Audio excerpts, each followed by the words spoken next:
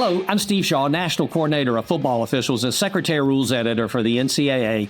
And today we're continuing our series of preseason training videos for 2026, and we're going to be focused on personal fouls.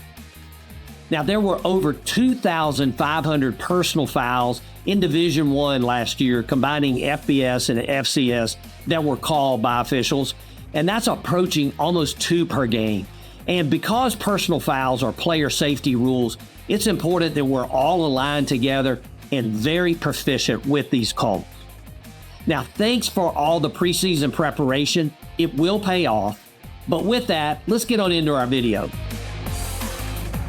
We're going to start with a 2-play vignette. The first play we see, the quarterback, he throws quick out to the receiver who catches for a first down, and then the defensive back drives the receiver back about 5 yards, and then he's going to pick up the receiver and slam him down in a suplex type move.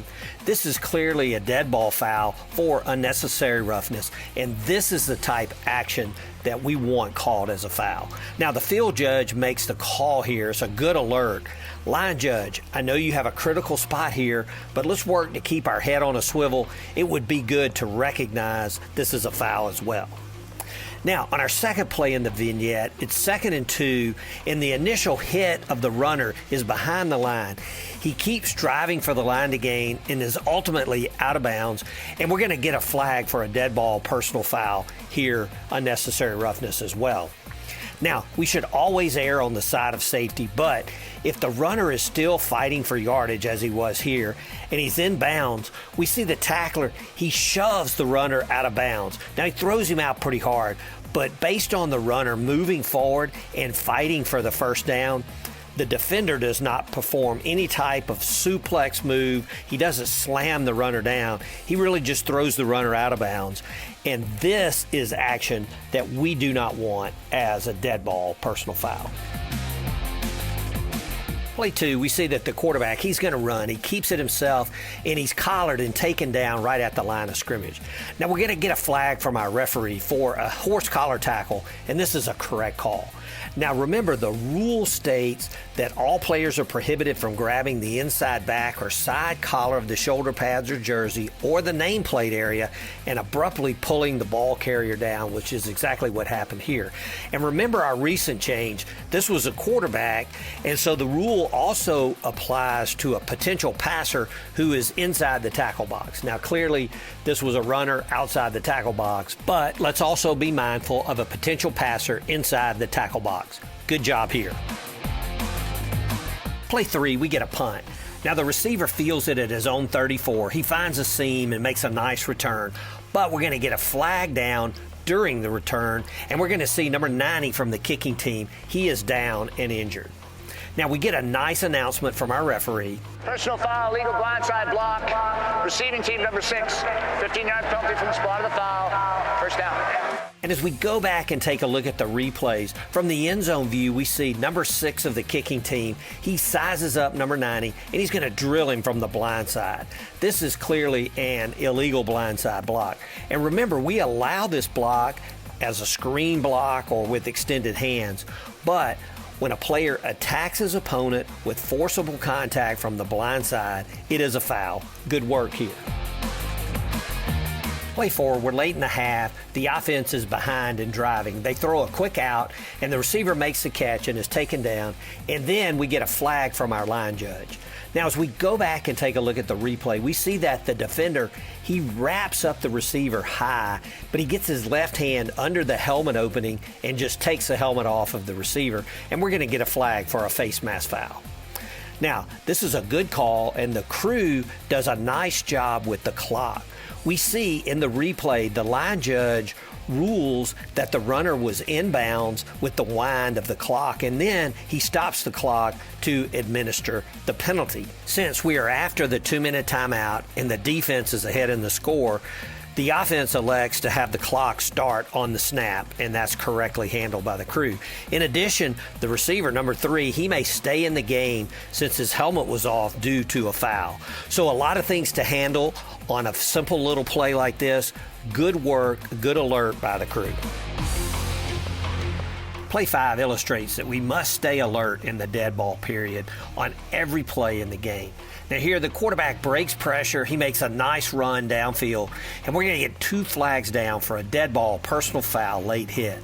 And this is good work by the crew as we see defender number 3. He really takes a cheap shot at an opponent after the play, and we must stay alert and penalize this action. It's very dangerous. Player safety is involved here. Now, one final note, replay can review this as well. The player receiving this hit would be considered defenseless, as it's a block coming from the blind side, and we would also consider this player out of the play. If there was forcible contact to the head or neck area here, it could be targeting, but no targeting here. Excellent work by the crew to get this dead ball foul. Play 6, the quarterback takes the snap. He steps up, he throws across the middle, and is caught for a modest gain, but we're going to get 2 flags down in the backfield for roughing the passer. Now, as we go back and take a look at the replay, the defender's hand, it's high, forcible straight into the passer's face, and this is a correct call for roughing the passer. And as we look at the end zone angle, we see we get 2 flags, one from the referee, one from the center judge. They come down together, and that is really good work. Now, our final reminder on this play, as we know, since this was a completion downfield, the penalty will be tacked on to the end of A's last run when that run ends beyond the neutral zone and there's no change of possession during the down.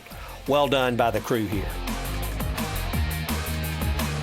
Play 7, we're late in the game, it's 4th and 14, and the offense is down 3 points. Now the quarterback rolls left, he keeps it, turns up to try to make the line to gain, and the quarterback is out of bounds right at the marker, and then we get 2 flags from our wing officials for a dead ball, personal foul, late hit. Now as we see the replays, the dead ball, personal foul call is correct as the runner was clearly well into the white before he was contacted. But since it was 4th down, the determination of did the offense make the line to gain is critical, because since it was a dead ball foul, and if the runner was short and because it was 4th down, we would enforce the penalty, but the defense would take over. So replay is going to come in to take a look at this. As they review it, they see that the quarterback clearly made the line to gain, which was the ruling on the field. So we're going to tack on this penalty, and the drive for the offense stays alive. Our last play this week, it's 3rd and 8, and we're going to get a gadget play with a backward pass out to the left, and then a throw back across the field, and the receiver makes the catch, turns up, and is tackled just short of the line to gain, and we're going to get 2 flags down. Now we get an excellent announcement by our referee. Personal foul, illegal low block, defense number 6, 15-yard penalty, first down. And as we go back and take a look at the replays, we see that the defender, number 6, he attacks and goes low into number 70 for an illegal block below the waist. And this is good work by the crew to get 2 flags down and to evaluate all other aspects of this play. There were no linemen downfield. Replay quickly confirmed without stopping the game that the first pass was backward.